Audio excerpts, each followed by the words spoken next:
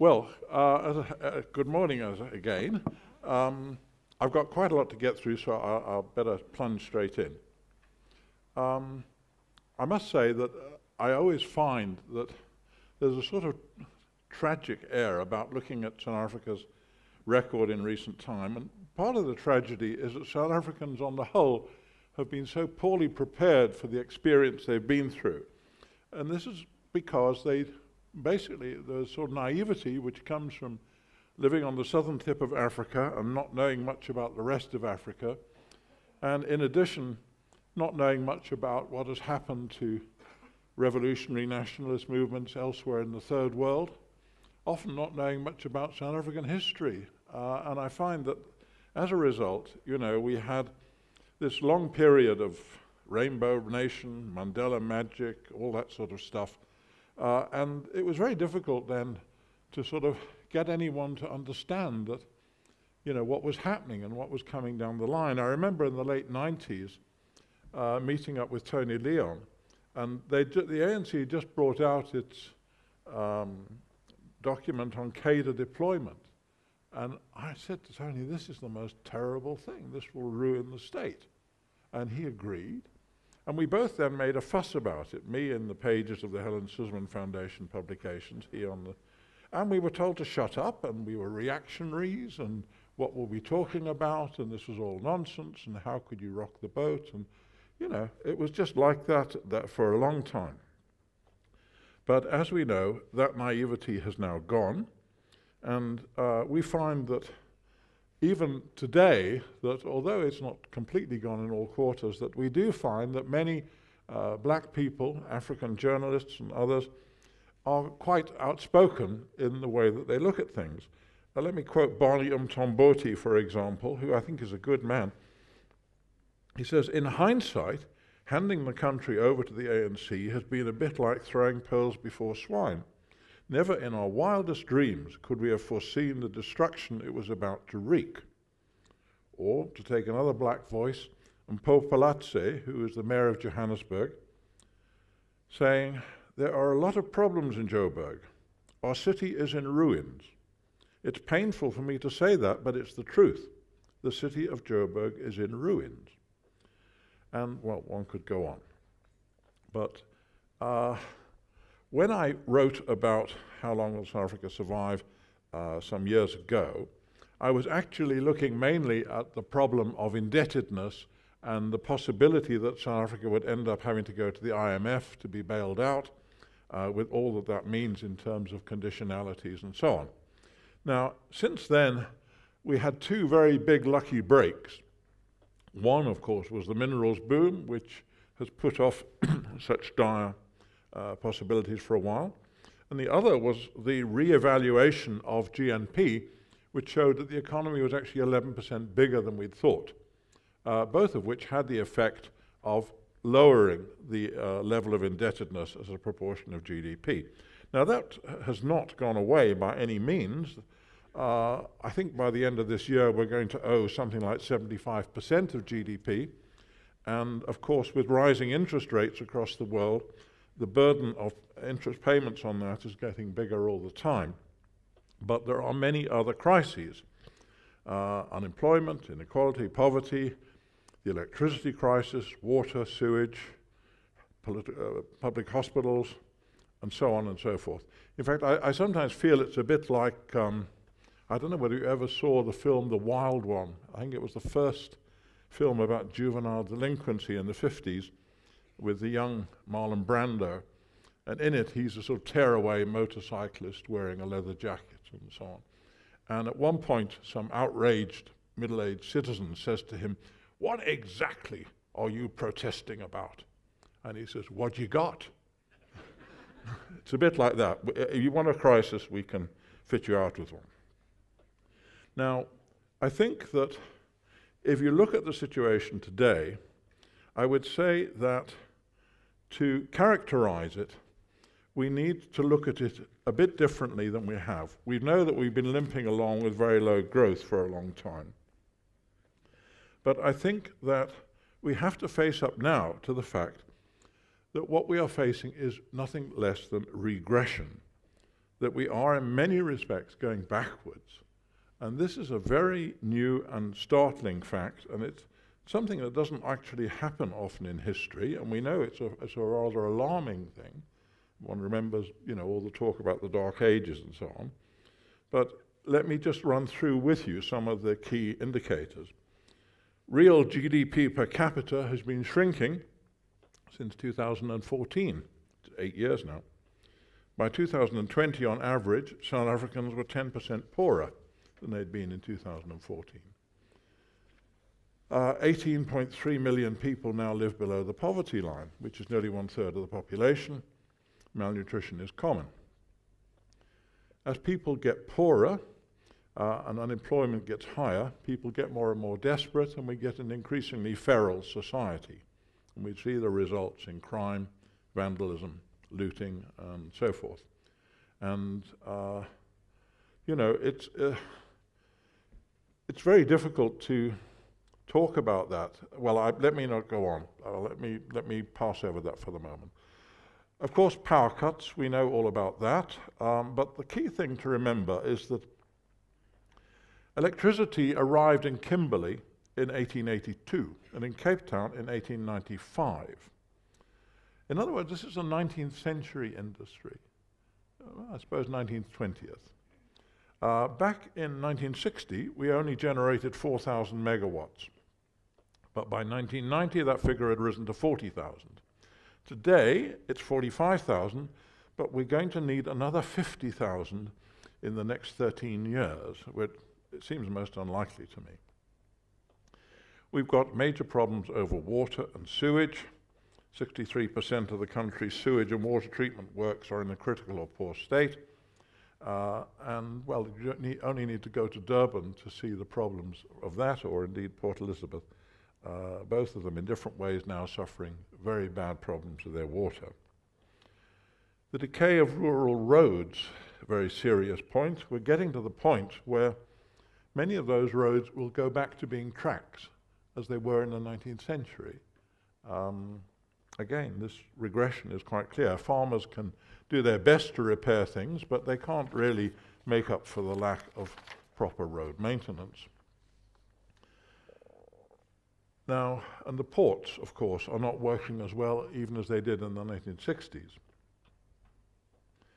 Recently, the World Bank did a survey of the world's ports, and Durban, Port Elizabeth, Cape Town, etc., they all came in the last 2 or 3 out of 350. The worst in the world, frankly. Computer terminals, out of 370 in the world, Durban came 364. These are just desperate figures. And it's worth thinking about this because you can see the virtual disappearance of the post office and the failure of the railways. Now again, if you go back and look at South African history, and you look at any small town anywhere in the Karoo or wherever you like, you look at the history, it'll always be marked out with a great deal of emphasis. This was the year when the post office arrived. This was the year when the railway came through. That really made all the difference. Now, we're talking about 19th century industries, post office and railway, and again, these are now failing, and we're getting back to the point where we almost have to do without them. So you can see this pattern of regression now very clearly. We can even see that in education, 78% of grade 4 pupils can't read for meaning in any language, and perhaps worse, grade 6 pupils, 64% can't do that. That means we're not only failing to educate people, but literacy is declining. Goodness, what better index can you get? Even find, if you take the use of bucket toilets, which the ANC was supposed to have got rid of long ago, last year their use actually increased, more people using them. So we can see this pattern of regression in many, many areas now. I won't go on about the mining industry because I think you will all have read about that, but we now currently on the Fraser figures, out of 84 countries rated, become 75. The Bureau of Economic Research in Stellenbosch measures the country's performance in 66 areas. if you look at their March 22 report, which said still in 9, regressed in 33, and gained in 24. So we went backwards overall. And of course, more and more towns and cities are reaching the point of collapse. In May this year, the Treasury said that of the country's 257 municipalities, 170 were in financial distress, of which 43 were so bad that they've been placed under administration. But this couldn't be done because, as the Director General of the Treasury said, the challenges are just too many.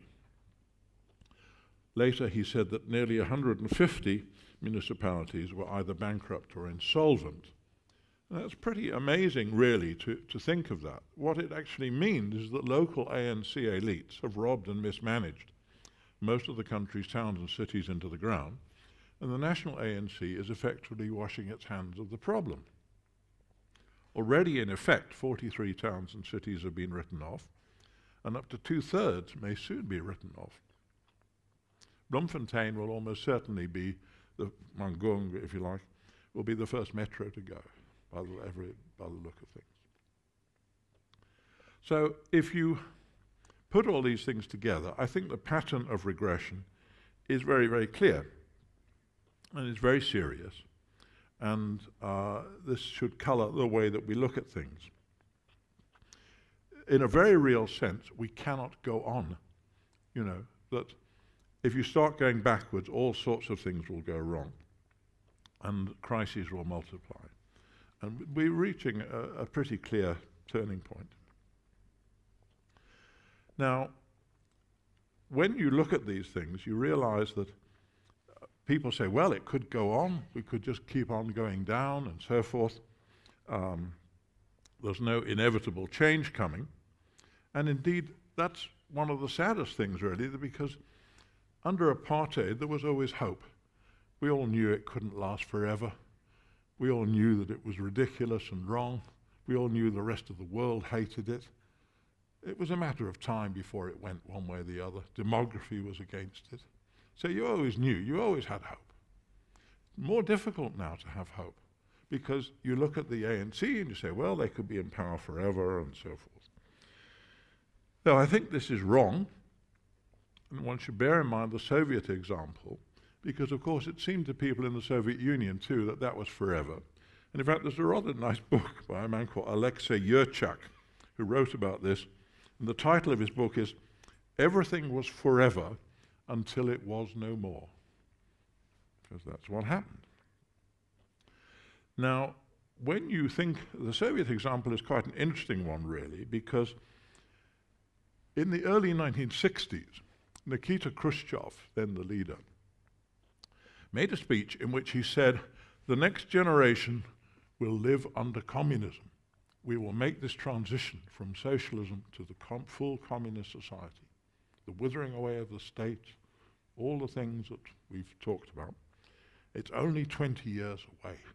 In the early 80s, it will happen. And this is very exciting for many people. Now, in fact, Brezhnev shortly thereafter took over and quickly said, that's not right, we're going to stay in a state of socialism. Nonetheless, Khrushchev's point stuck in people's minds. And by the early 80s, people looked around and said, well, what's happened? And the answer was shortages everywhere, queues everywhere, things not working, quite clearly, not at all what had been said. And this was very important because there began to be a loss of legitimacy. People stopped believing in the system. No accident that Gorbachev, who by the way died this morning, but no accident he came along very shortly thereafter. Because when a system fails that badly and publicly, at a certain point you get this loss of legitimacy. And I think that's exactly what is happening now to the ANC and to its rule. People are looking around and remembering that they've been promised, year after year, a better life for all. And here we are 28 years later, and it quite clearly is not the case. And everybody knows this. There's simply no hiding it. And we've even got to the point when there's an emergency, like the floods in Natal, the first question that comes up is, will any aid money get stolen? Because nobody has any trust at all in the government. Corruption is so common. And you can see the effects of this in the way that the media talks about the government. I mean, gone is the exaggerated respect, the idea of the moral high ground and all that sort of thing. And indeed, I suppose, I don't wish to be unkind to him particularly, but Peter Bruce, to me, is an interesting journalist. I always read what he has to say. But he is a weather vane. And of course, he backed Ramaphosa for the election in 2017. But here he is this year writing, saying that Ramaphosa is slow, inattentive, poorly advised, and insincere. The absence of jobs, confidence, investment, infrastructure, tourists, and security is mostly his fault. His appointments are mostly appalling, his policy and strategic choices grotesque. Well, there you are. Hasn't taken Peter that long to do a 180-degree turn on that. Now, the key thing to, by the way, why is it that things have become so bad? After all, not all African countries have failed as badly as this. Kenya's not doing too badly. Ghana's all right, maybe under IMF control again, but it's actually a nice country and doing not badly, let alone the success stories like Mauritius and Botswana. I think there are two reasons, really.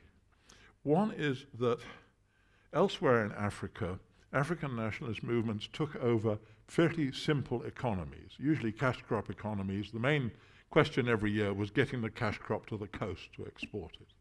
That's what the economy was about. And very small government and civil service. As we know, South Africa was a much more complex, developed, sophisticated economy and society. And I think that's important because it meant that the gap between the ability and skills of the new elite and what was actually required to run such a society was much, much greater here than it had been in most African countries. But secondly, of course, South Africa was quite a lot richer than most other African countries, and in the minds of most African people, it was seen as fabulously rich. And the result, of course, was high excitement among the elite from the earliest days at the thought of the pickings that were available, and the result has been a huge feeding frenzy. I mean, that's really what's been going on all these years, and it's got more and more pronounced, of course. And I think the combination of those two things is very, very destructive. Now, the question is, why has the political system not really adjusted to this and reflected this? I think there are several reasons. My great friend Belinda Bozzoli, now unfortunately no longer with us, was DAMP, and she said to me, you know, it's a strange situation in Parliament because almost every day you get reports from this, that, or the other body or committee or whatever about the disastrous situation with regard to X or Y or whatever. And it's just dreadful. And each time, you know, it's bad news. And you're going along and you talk to the minister or the deputy minister or the committee chairman, and you say, look, you know, what are we going to do about this? It's an absolutely terrible situation and so on. And she said, you know, the funny thing is that they're not really very interested, and their eyes sort of glaze over, and difficult even to keep their attention. And then you look at them and you realize that actually they are better off than they've ever been before. They're earning a very nice salary in excess of R1 million a year, maybe several million. They've got big official cars, they've got any number of perks. They're living in heaven. It's very difficult to persuade them that things are not in a good way, because in terms of their own lives, it's unbelievably good. And you said, so there is this huge sort of class difference, that the elite lives in this completely different world, and you're trying to bring them bad news, and they don't want to know about it. But I think the second reason is, of course, ethnic mobilization, that because the ANC has depended essentially on this ethnic mobilization of the vote, that you then get a sort of blockage in the political system because Parliament is occupied by a large group which simply isn't going to listen, which is going to support whoever the president is, whether it's Zuma or Mbeki or whatever, and is going to shut you up. And so the result is that, you know, this does not get reflected properly at political level. Now, we've been here before.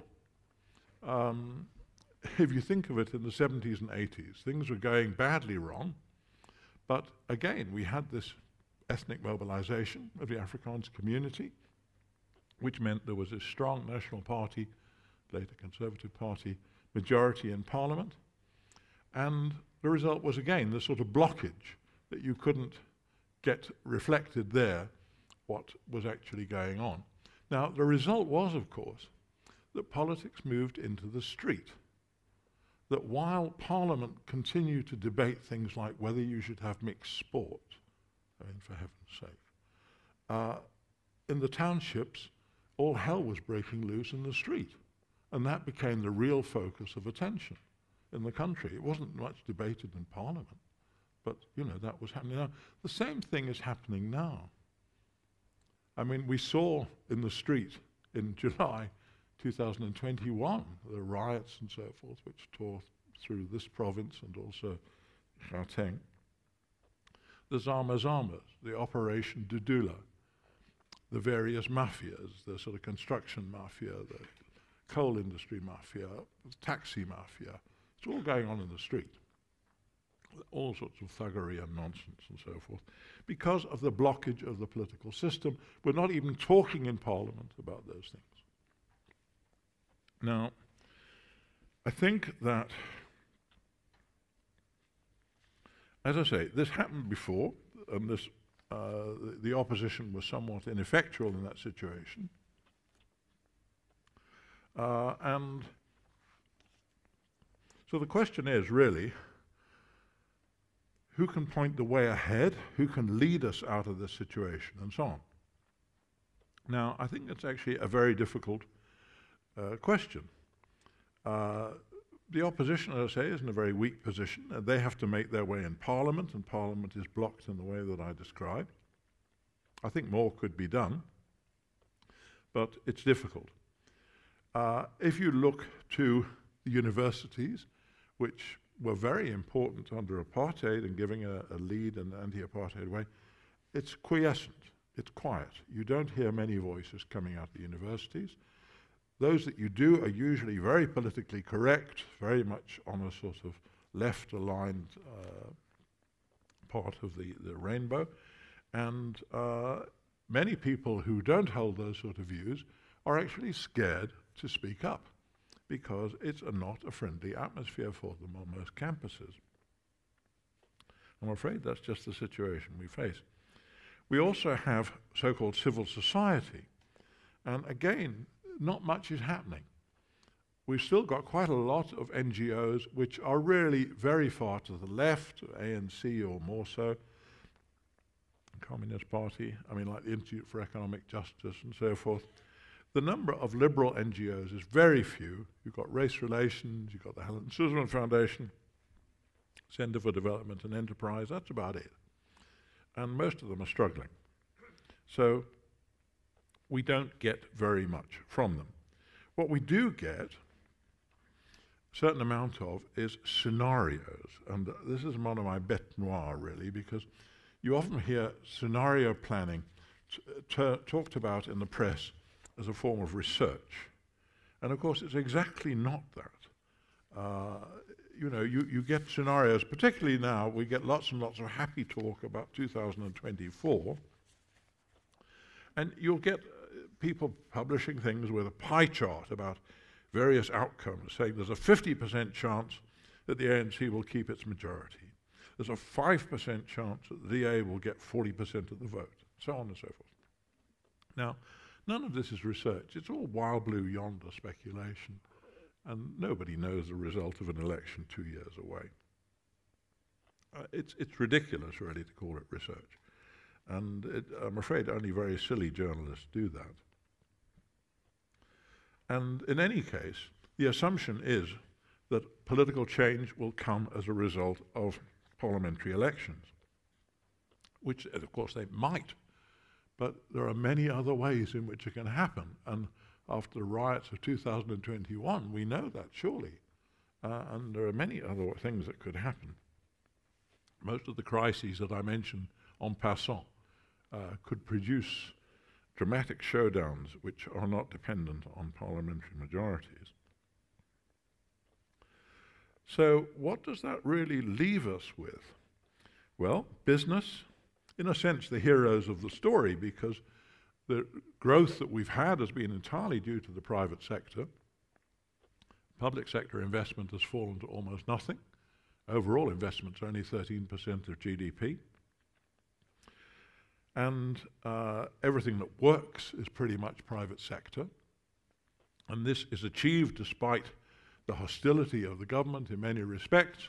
I mean, the most dramatic to me is the current ban on allowing private hospitals to train nurses. Now, that is deliberately sabotaging the health system. We know that the whole health system needs more nurses, whether it's private or public. To deliberately prevent the training of nurses is an amazing thing to do. It's done out of spite against the private medical system. But in fact, those nurses could be anywhere. So business often labor under great disadvantages, and there are no shortage of people saying, well, business must give a lead.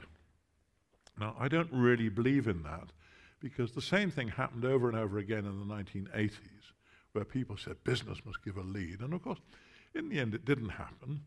There were many concerned businessmen, but at the end of the day, businessmen have to look first and foremost to their own business, make sure that's going to survive and so forth.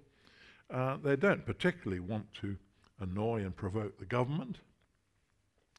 And it's just asking them to do things which are not part of their function, really. They would far rather contribute to a political party which does things like that for them. So I don't think it's realistic to expect the business community to do that sort of job for you. In which case, in a sense, we are flying blind. And because there's no group that we can see actually leading the way. Now, what we are told, and I think rightly, is that the ANC is decaying and gradually becoming a rural party, a Bantustan party, and so forth. But again, we've been here before. In the 1970s and 80s, all the time we're told we have verkramptes and verlichters, and everything depends on that. And we have to just hope that the verlichters are going to gradually gain strength and so on. In other words, we were told that whatever crises are going on in the country, we must all set our clocks by the balance of power within the Afrikaner Nationalist Party, which of course had no particular relationship to the crises actually wrecking the society. And the same thing is true now, that the slow and inevitable decline of the ANC is one sort of clock. But the crises we've got are quite immediate, and we can't really set our clock by the slow decline of the ANC. We've got to think in terms of, you know, how do we sort of move out of that? And I think that if we look at that really, we realize that if you go back to the 1980s, that P.W. Botha was holding on as far as he could. He wasn't really able to chart a way forward, not after the tricameral parliament. And so, you know, he held the ring, and he just tried to sort of prevent the sort of change he didn't want, but he didn't really have any perspective of change. Now, in 1990, when he finally had to step down, he was 74, and not unreasonably, he was at the end of a long career. He'd been in Parliament for over 30 years, been a minister for more than 25. And, you know, he didn't have a long-time perspective ahead of him. So you could hardly expect him to be taking that sort of longer view. Whereas de Klerk was a man, he was 53 at that time. Had politics been in a different situation, he could have looked ahead to maybe 20 years as president. So he had a completely different attitude. And his first response was to say, we can't go on like this. That was where he began from. And everything flowed from that. Since we can't go on, what are we going to do? And we know what answer he came up with.